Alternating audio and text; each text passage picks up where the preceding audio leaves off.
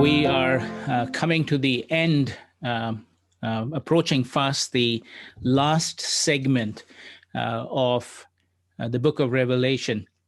Just as a quick overview of where we have been, we started in chapter 1 with this vision of the Son of Man, the Lord Jesus Christ. And that chapter 1 ends with Jesus walking among his churches. And then chapter 2 and 3 are the letters that he sent, the messages that Jesus sent to his 7 churches, those 7 churches in Asia Minor, the country that's now called, the area that's called Turkey now. And then chapter 4 brings us to the throne room of God. And the throne room of God in chapter 5, we see, John sees, and he tells us about it, a scroll that's written on both sides that has 7 seals, but no one is found worthy to open the seals. And then the Lamb who was slain, who is standing at the center of the throne, he is found worthy. And he opens the seals. And we read of the seals being opened and the beginning of the justice and the judgments of God being unveiled. And then in chapter 7, we have this picture of the followers, the people of the Lord Jesus Christ, those who have received the seal of the Holy Spirit upon them. Who have been martyred for their faith. They're under the altar and they're crying out, God, when are you going to restore justice? When are you going to bring an end to this?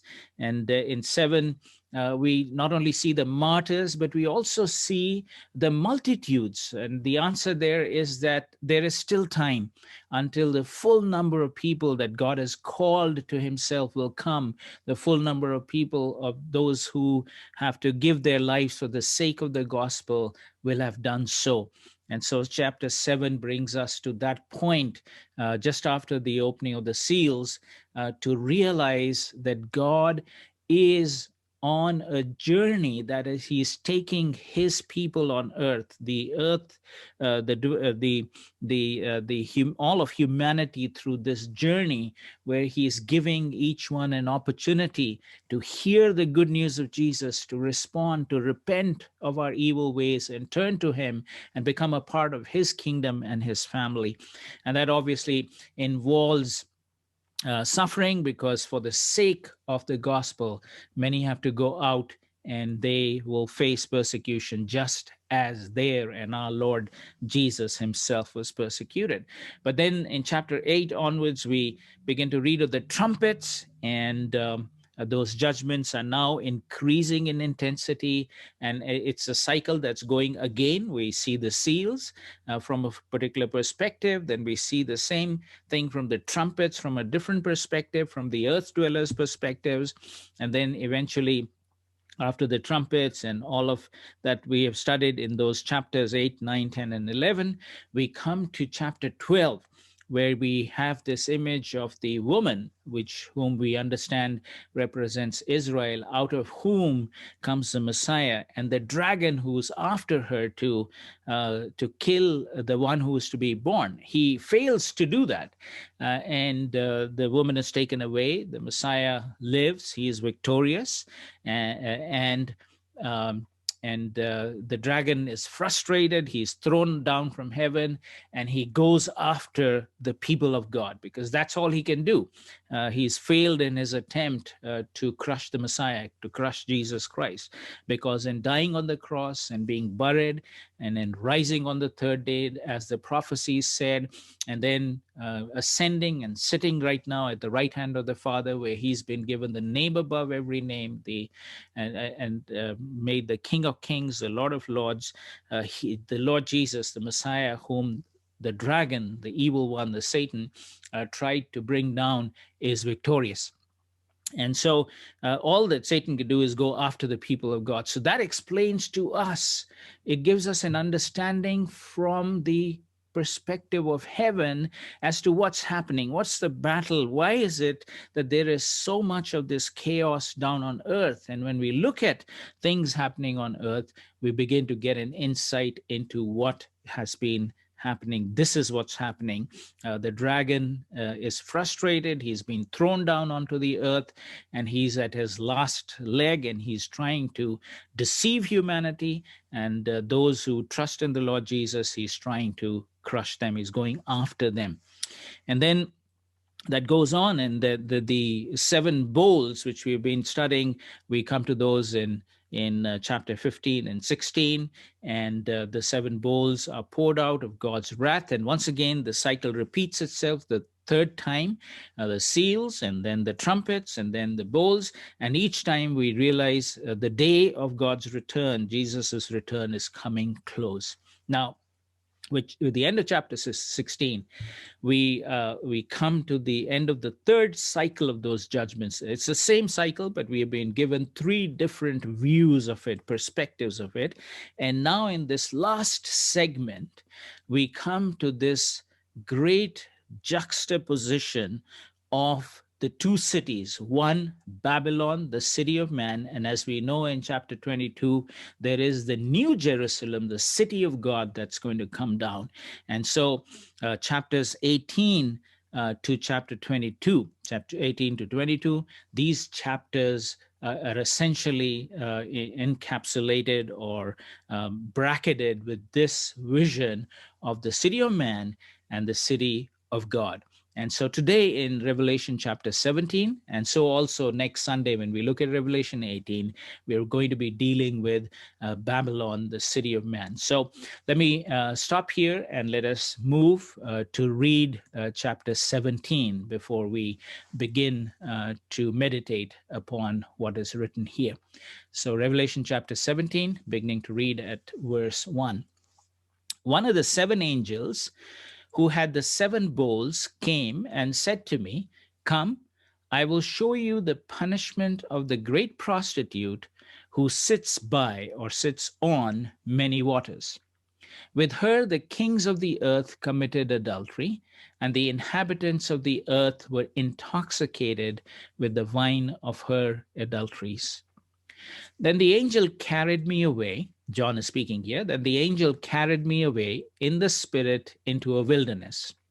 There I saw a woman sitting on a scarlet beast that was covered with blasphemous names and had 7 heads and 10 horns. The woman was dressed in purple and scarlet and was glittering with gold, precious stones, and pearls. She held a golden cup in her hand, filled with abominable things and the filth of her adulteries. The name written on her forehead was a mystery: Babylon the Great, the mother of prostitutes and of the abominations of the earth. I saw that the woman was drunk with the blood of God's holy people, the blood of those who bore testimony to Jesus. When I saw her, I was greatly astonished. Then the angel said to me, 'Why are you astonished? I will explain to you the mystery of the woman and of the beast she rides, which has the 7 heads and 10 horns. The beast which you saw once was, now is not, and yet will come out of the abyss and go to its destruction. The inhabitants of the earth, whose names have not been written in the book of life from the creation of the world, will be astonished when they see the beast, because it once was, now is not, yet will come.' This calls for a mind with wisdom. The 7 heads are 7 hills on which the woman sits. They are also 7 kings. 5 have fallen, 1 is, the other has not yet come. But when he does come, he must remain for only a little while. The beast who once was, and now is not, is an 8th king. He belongs to the 7 and is going to his destruction. The 10 horns you saw are 10 kings who have not yet received a kingdom, but who for 1 hour will receive authority as kings along with the beast. They have one purpose and will give their power and authority to the beast. They will wage war against the Lamb, but the Lamb will triumph over them, because he is the Lord of lords and King of kings, and with him will be his called, chosen, and faithful followers. Then the angel said to me, the waters you saw, where the prostitute sits, are peoples, multitudes, nations, and languages. The beast and the 10 horns you saw will hate the prostitute. They will bring her to ruin and leave her naked. They will eat her flesh and burn her with fire. For God has put it into their hearts to accomplish his purpose by agreeing to hand over the beast their royal authority until God's words are fulfilled. The woman you saw is the great city that rules over the kings of the earth. May God add his blessing to our reading and our meditation upon his word. This section that we are now looking at, we're just entering into this segment, chapter 17 onwards to chapter 22, and we see here, as you compare these verses that I'm bringing before you, this contrast between Babylon, that is the city of man, and New Jerusalem, that is the city of God. In verse 1 of chapter 17, we read, one of the 7 angels who had the 7 bowls came. And chapter 21, verse 9, we read, one of the 7 angels who had the 7 bowls full of the 7 last plagues came. And so you have the same kind of an opening to the introduction of Babylon and the introduction to New Jerusalem. And then verse 1 of chapter 17 continues, and he said to me, come, I will show you the punishment of the great prostitute who sits by many waters.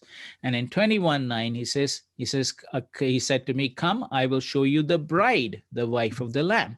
And so you see that contrast. There is this unfaithfulness, this unfaithful Babylon, the city of man, that is unfaithful, who is out there like a prostitute, who sits by many waters, and we look into what that means, who is a contrast to the bride, the wife of the Lamb. And so the New Jerusalem, the city of God, we understand, as we'll come and look at chapter 22 when we come to that last chapter, is the church of God.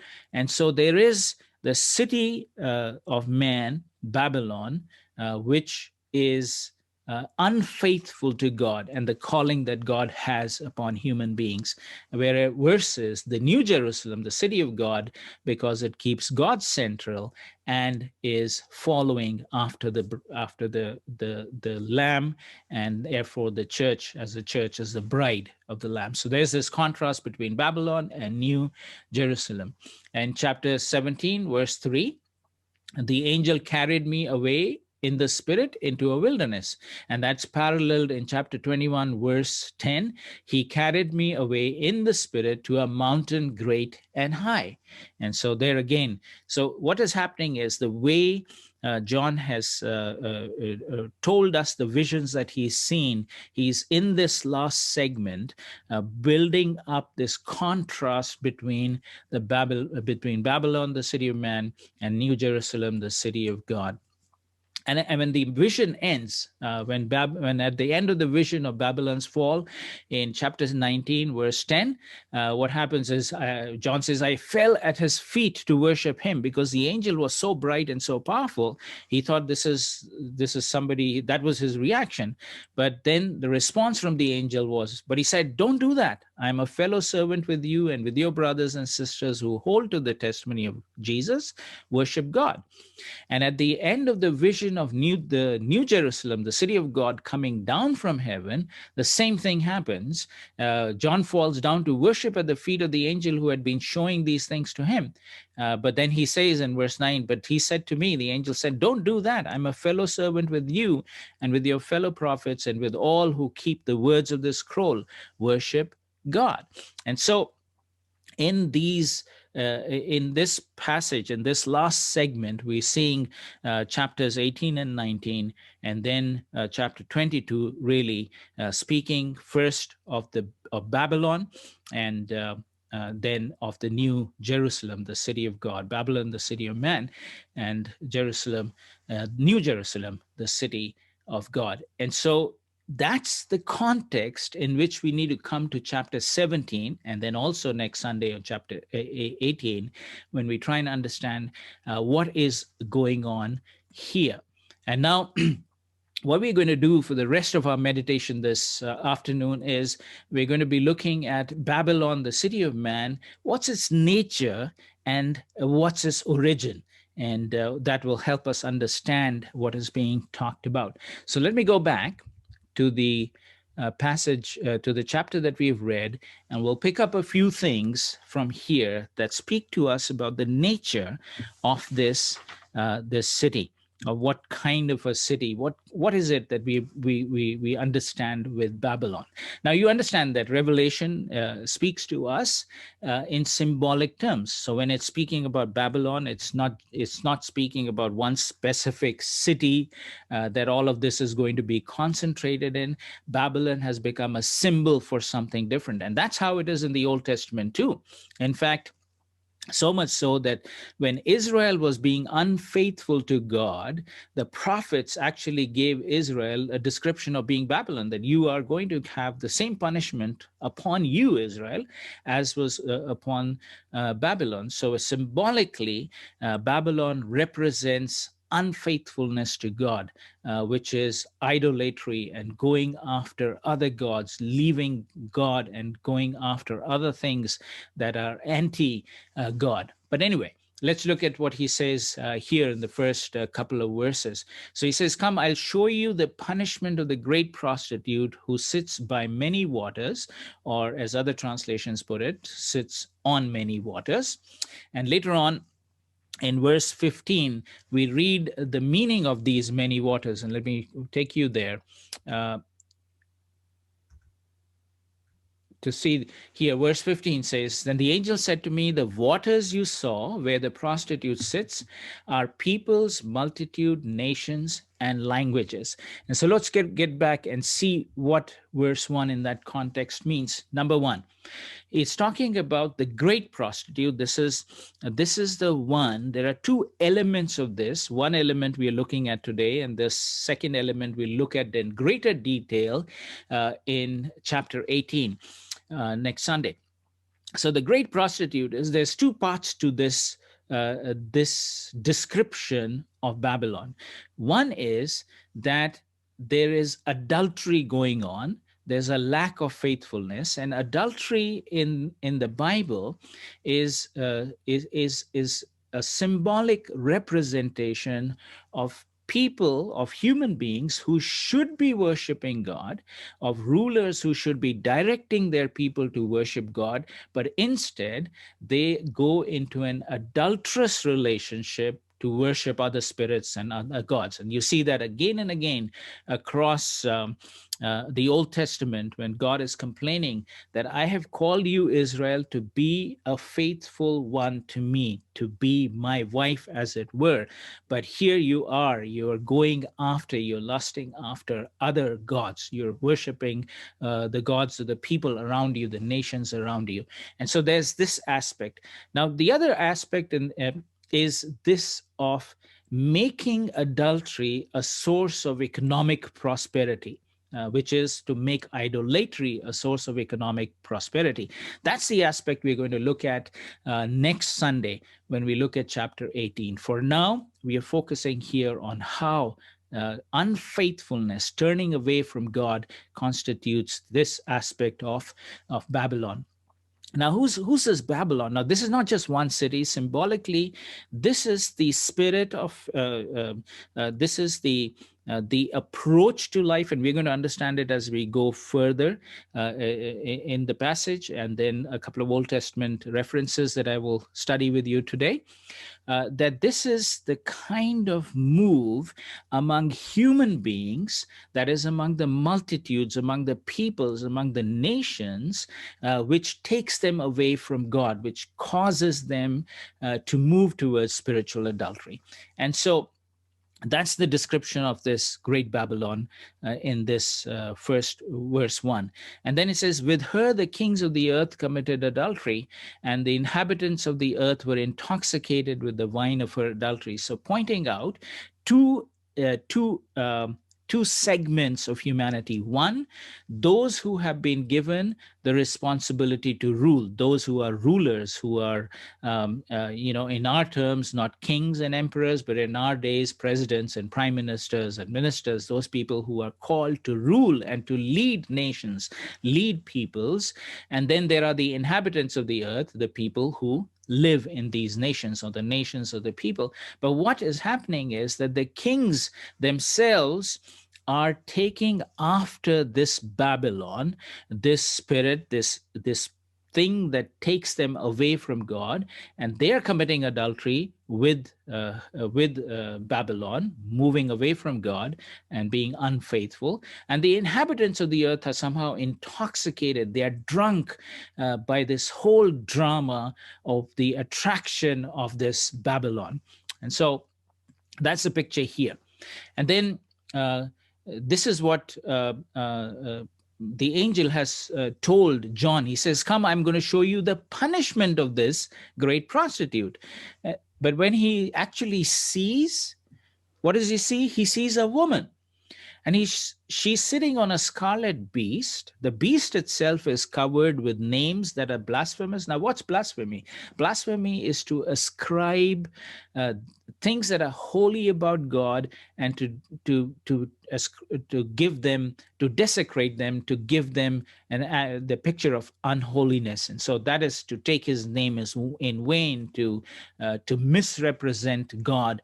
That would be blasphemous. So there's names written on this beast in his vision that are blasphemous, that are anti-God, as it were. She's sitting on this beast that had 7 heads and 10 horns. And we remember this beast that came out of the sea, which is an expression of political power and the ways of the world that we've looked at earlier in Revelation. And this woman was dressed in purple and scarlet. She's wearing royal clothes, and she's glittering with gold, precious stones, and pearls. So she's really well dressed, and she holds a golden cup. And so she's got everything in terms of wealth and in terms of all precious stones and pearls. And notice here, purple and scarlet and gold, precious stones and pearls, these were the very elements that made up the dress of the priest, of the high priest that would go before God. And so the symbolism here is that there is a corrupted religion at work here. There is a misrepresentation of true religion that's at heart of this city Babylon.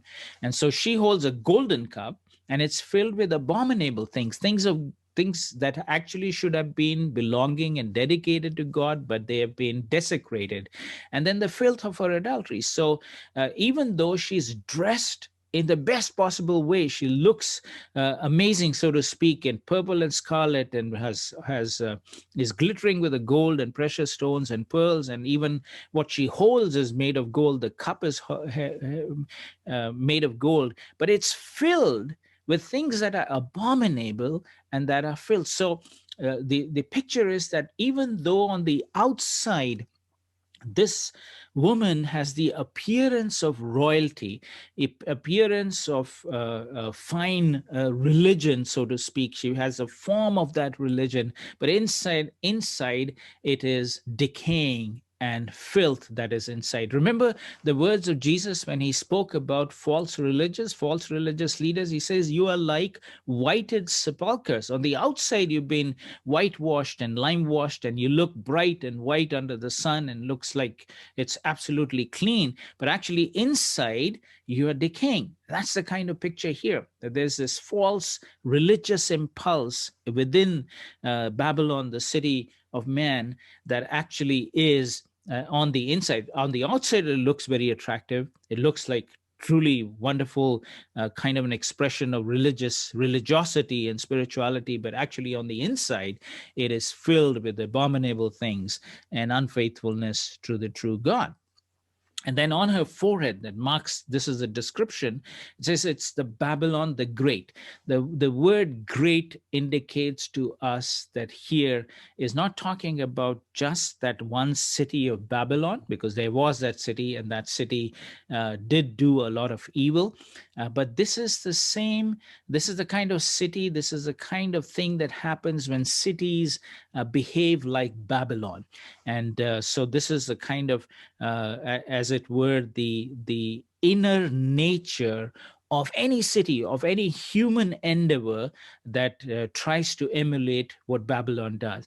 And he says it's a mother of prostitutes, so that not only is this the a reflection of unfaithfulness to God, but it is the mother of that adultery. This is the source out of which, so to speak, human beings and walk away from God and prostitute themselves to things that actually belong to Satan, and of the abominations of the earth. So this is the very nature of this thing that we are looking at, Babel, that is named Babylon. This vision, this woman that sits on the beast, she is the source of all of this evil that abounds in these kinds of cities. And then we are told another aspect about this Babylon, that I saw that the woman was drunk with the blood of God's holy people, the blood of those who bore testimony to Jesus.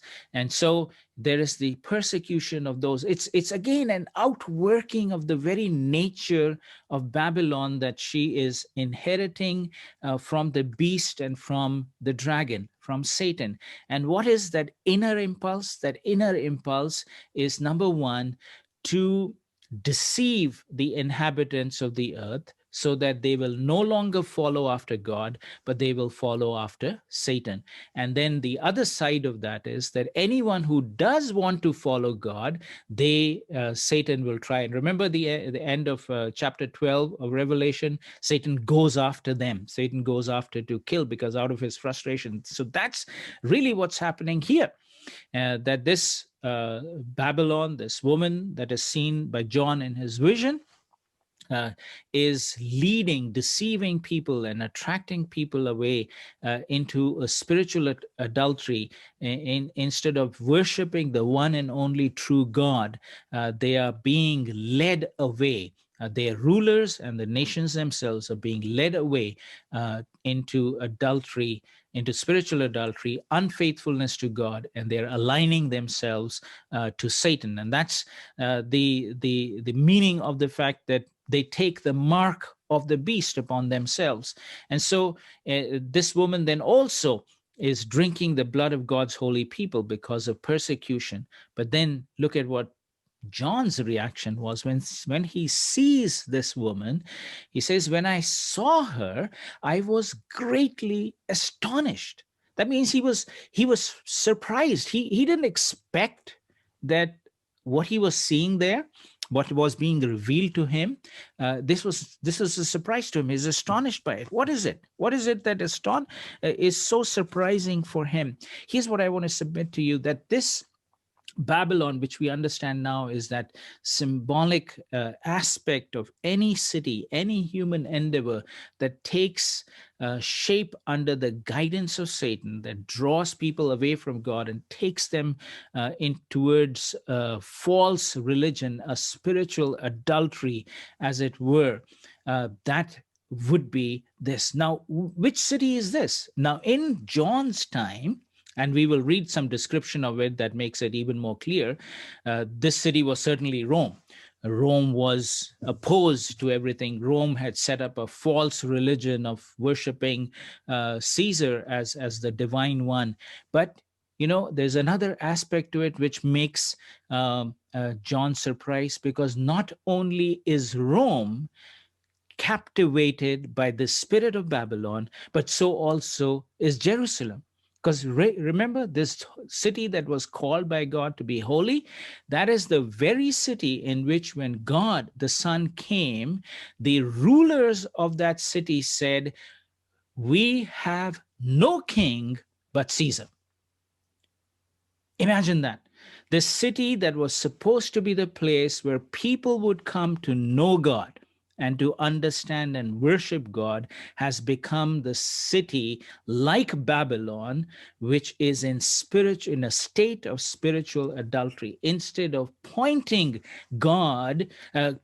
people to God, to recognize the true Messiah that had come in her midst, what Jerusalem had done had become the city that had said, "We have no king," denying God, denying the Messiah, and saying, "We have no God but Caesar." And this is the city that this woman had become drunk with the blood of God's holy people, because out of the big persecutions that came upon the early church, one of the primary movers of that persecution, the people, was Jerusalem and its false religious establishment. So that is why John is astonished that this spirit, this Babylon, this being Babylon, can infect Rome, it can infect Jerusalem, it can affect London, it can affect New York, it can affect San Francisco, it can infect Mumbai, it can infect Karachi, it can infect Shanghai, Tokyo, whatever.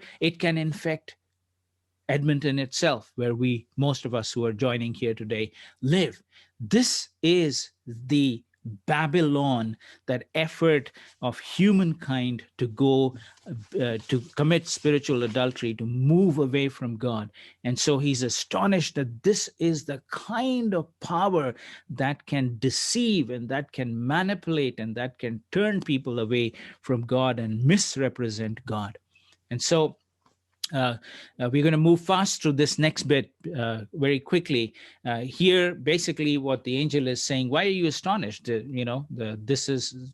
I'm explaining to you the mystery of the woman and of the beast, and all the things that I've said to you is basically speaking those particular things now in saying that the beast that she rides has 7 heads and 10 horns, which is a representation of rulers. The beast which you saw once was, now is not, yet will come out of the abyss and go to its destruction, is just the future of the beast. This is a future of that which comes out of Satan. So we know that. And then we also know that the inhabitants of the earth, whose names have not been written in the book of life from the creation of the world, will themselves be astonished, and they'll be surprised to see the beast, and they will walk after that beast. This is what the beast does in deceiving them.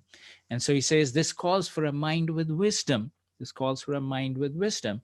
And then he applies it in that John's context, the 7 heads of the 7 hills. This is a direct reference to Rome, because Rome sat on 7 hills. And then he talks about the rulers and the Caesars that have come upon Rome, the 7 kings. 5 have fallen, 1 is, the other has not yet come. Now, this is where interpretation about who these kings were, what were their names, and what was their sequence gets fairly complicated. But the main message is very clear.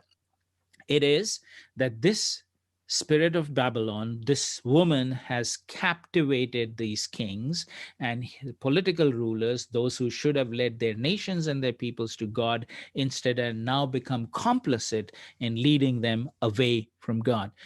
And then it talks about, again, the 10 horns. You saw the 10 kings who have not yet received a kingdom, but who will receive for a short time, for 1 hour, receive authority as kings along with the beast. And now again, how exactly do we interpret these 10 horns? Are they going to be 10 exact kings at the end time? There are so many different complicated interpretations of this, but I want us to focus on the key element that actually the Word of God wants us to focus on, not on the identity of these 10 kings, but their purpose. Verse 13 says they have one purpose, and they will give their power and authority to the beast. And so what's happening is that the rulers of these kingdoms, the kings and emperors and presidents and ministers and prime ministers, they actually take the power that's been given to them, that power that they should exercise to lead nations to God, to lead people to God. Instead, they are now giving that power over to the beast, who is under the control of Satan, and they will wage war against the Lamb. But the Lamb will triumph. The Lamb will triumph, always triumphs. He's already triumphed because he is the Lord of Lords. He's the King of Lords, King of Kings. And then comes this wonderful statement that with him, with the Lamb, will be his called, his chosen, and his faithful followers. And so that should give solace to us that we, whether we are facing hostility in the world because of our witness, whether there are Christians or churches who are being persecuted, they are called. Those are those who are chosen and those who are faithful. They will be participants in the Lamb's victory. Satan does not win. The kings do not win. The beast does not win. And ultimately, Babylon does not win. And so eventually, the what happens here is that verse 16 tells us the beast and the 10 horns you saw will hate the prostitute. So in the beginning, we have this image of the woman, this Babylon, that comes out of the initiative of human endeavor, is consorting with Satan, with the beast.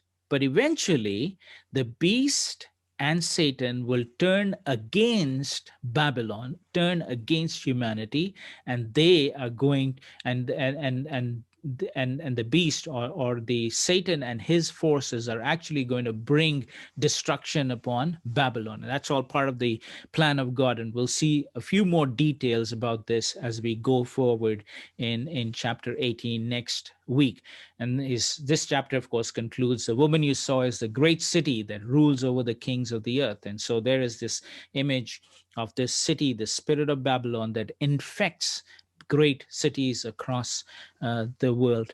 Now, that's the nature of this. This is the nature of Babylon. Now, where did actually Babylon originate from? We looked at its nature, but what about its origin? And for that, I need to take you to Genesis 11. Genesis 11, okay? Here's what it says there. Now, Genesis 11 is what? We've got, after the flood, the nation spreading, and then Abraham will eventually be called in Genesis chapter 12. But in Genesis chapter 11, we have this account of the city, the beginning of the city of Babylon. Now, all the earth used the same language and the same words. Actually, the original language has used the same lip, which means they had the same language and the same, actually, what the word there is few. So the idea is that they had a language, they had the same language, but it was a language of very few words. That means there's not much that they had that they could speak about. And it came about as they journeyed east that they found a plain in the land of Shinar and settled there. Then they said to one another, "Come, let's make bricks and fire them thoroughly." They used brick for stone and they used tar for mortar. And so this is to say that they did not have access to stone because stone lasts. They are building something out of essentially sand or dirt or earth they picked up, and they're and not even using mortar but using tar. So it's a kind of a flimsy building materials, but yet they're attempting to do something great with it. And they said, "Come, let's build ourselves a city and a tower whose top will reach into heaven, and let's make a name for ourselves. Otherwise, we will be scattered abroad over the face of all the earth." Now, notice this. What are they trying to do? Let's all gather together. So they find this plain that's large enough to enable them to settle there. So they get there. They want to build a big city. And at the center of this city, they want to make this temple, this tower that reaches into the heavens. Now, many times we misinterpret what this means in terms of the tower. The attempt is not for human beings to actually go to heaven.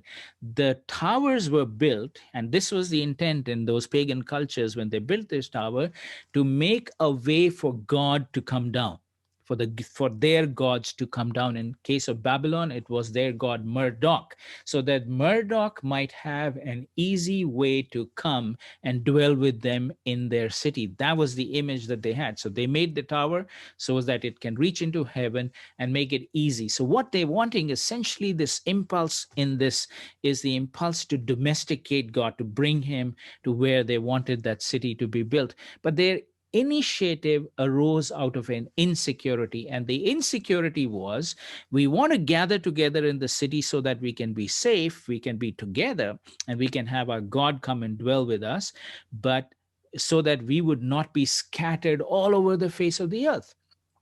Now remember, this is in direct contradiction to the command that God had given to Adam and Eve. And we'll look at that in a moment. Now the Lord came down to see the city and the tower which the men had built. And we skip a couple of verses.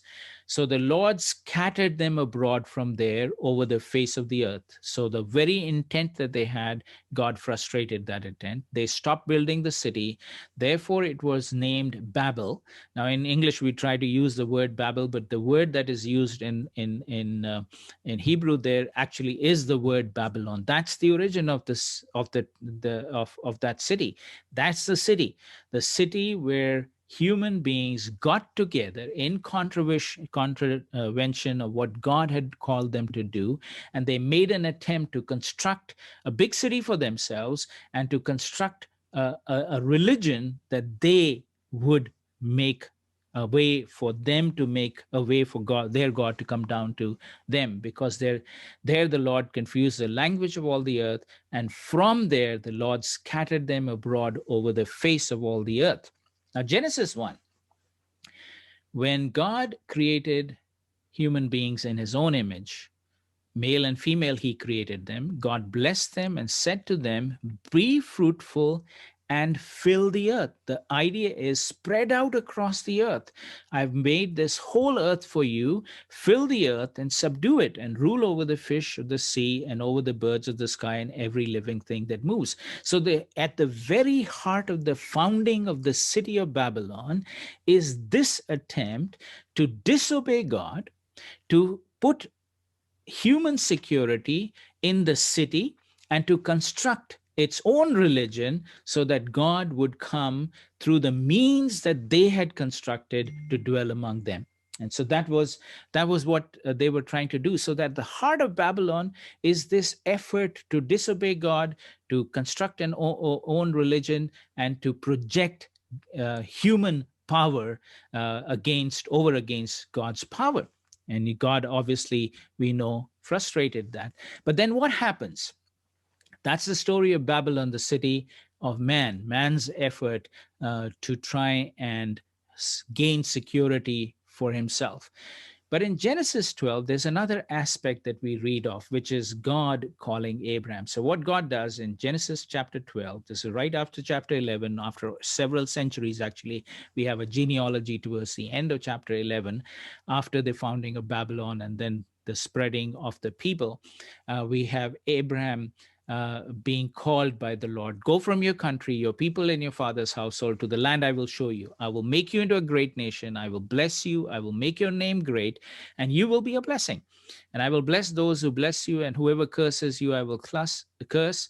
All the peoples, that is, all the nations on the earth, will be blessed through you. So Abraham's calling is that I will give you this land, and I will make you a great nation, and through you, all the peoples, all the nations God is still concerned about all the nations. In spite of all the sin that has happened, he's making a way of salvation. So God's way of salvation, God's religion, so to speak, God's way, God's calling upon his people is not the way of Babylon.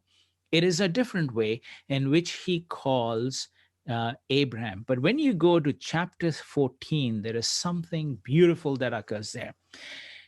Abraham has just come back from a war, from a battle, from many kings, having defeated them because those kings had captured Lot, his nephew. So he's just coming back after that victory. And here's who he meets. He meets the Melchizedek, the king of Salem. Right? Just 2 chapters after Genesis 12, we have the beginning of the city of Jerusalem that is destined to be the city of God. That's what Jerusalem was meant to be. He meets Melchizedek, king of Salem, that is Jerusalem, brought out bread and wine. Today's Holy Communion Sunday. Can you see that God's plan from eternity included the giving of his son to create the true pathway for human beings to rise up to meet with God, to become the family of God. And here, Melchizedek himself, who was a priest of the God Most High, is a type of Christ that we read about. He is, Hebrews tells us that he's in the order of the priest, the high priest Melchizedek, a priest that had no origin, no genealogy, and it was forever kind of thing. And he says he was a priest of God Most High, and he blessed Abraham. Blessed be Abraham by God Most High, creator of heaven and earth, and praise be to God Most High, who delivered your enemies into your hand. And then Abram gives Melchizedek a tithe, a tenth of everything. And so here you have the beginning of God's plan, which and the establishment and the calling giving to Jerusalem, the city that is called to be the city of God, in contrast to Babel or Babylon, the city that represents the rebellion of human beings, of man. Now, you and I, these are the two ways that are before us. See, the way of Babylon, the city of man, or the way to the city of God, the New Jerusalem. One is a way that is spiritual adultery, which is lack of faithfulness to the one and only God who has called us. And instead of following after him, we do what those people did on the plains of Shinar, made their own city, made their own security in contravention of the calling that God had given to them to spread out into the earth and subdue it and to be fruitful across the earth. They wanted to make their own system, their own. This is the beast they created, the beast that we read about in Revelation. This beast has two parts to it, and one part of it is the rulers, and the other part is the human endeavor. And we will think a little bit more about it next Sunday when we look at chapter 18.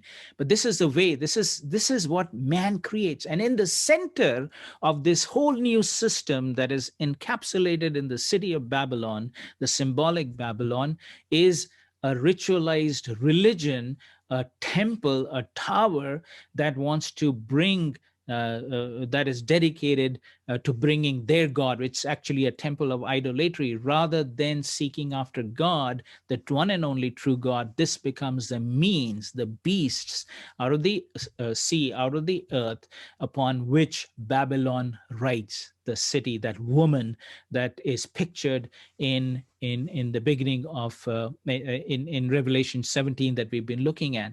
And so this is what's happening. This is the way of Babylon. And you know what? No matter what city human beings have built, we always have this. Will this be a city? Any endeavor that human beings engage in, will this be a city? Will this be an endeavor? Will this be a program? Will this be a project in which God is kept central? He is given the worship that is due to him. He is obeyed. Or is it going to be a place where human beings are elevated under the influence of Satan, so that ultimately they'll be deceived and they'll follow after Satan? That's the way of Babylon.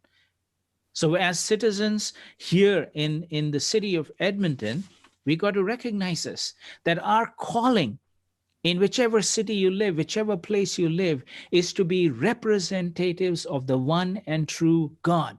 That's our calling. We are called, we are chosen, and we are called to be faithful to him, regardless of whatever circumstance. So that's one part. Even if there are things happening in our city, if the spirit of Babylon taking people away from God, we must remain faithful, even if we have to suffer loss, as the early Christians, the early church did. They were persecuted for their faith, but they would not go after the Babylon of their time. They would not go after the Rome and Jerusalem of their time, because both Rome and Jerusalem in the early church time were representatives of the Babylonian spirit, the Babylonian way, the way of man, because they had become the city of man rather than the city of God. And so we have to resist that in every city. But then there's another calling that's given to us. What can you and I do to contribute to make our city, the place where we dwell, a place where the justice and the mercy and the way of God is displayed? So, as churches, as individuals, you and I are called to be representatives of the true, one true God, to be faithful to Him, to be representatives of the Lamb, to be representatives of Jesus, and to influence our city for towards God. While Satan and the Babylonian spirit is influencing people away from God, you and I have to influence them towards God. That means we must be sharing the good news of Jesus with people. That means we should be living faithful lives in which there is truth and there is following after God. And we must be carrying out works of mercy and justice in our city. We must be serving those who are downtrodden. We must be standing up for those who are being crushed and who are being oppressed. That's the way to the city of God. And that, my dear friends, the beloved of God, people who belong to Him, people who are part of the bride of Christ, that is what we are called to be. Not to go the way of Babylon, the city of man, but to go on the way to the city of God, the New Jerusalem, because we are representatives of Jesus Christ here in our city. May God help us to be the ones who will accompany Jesus when He overcomes the dragon and the beast and Babylon, to be the ones who are called, who are chosen, and who remain faithful. May God help us, because only with His help can we set out on the way to the city of God, the New Jerusalem.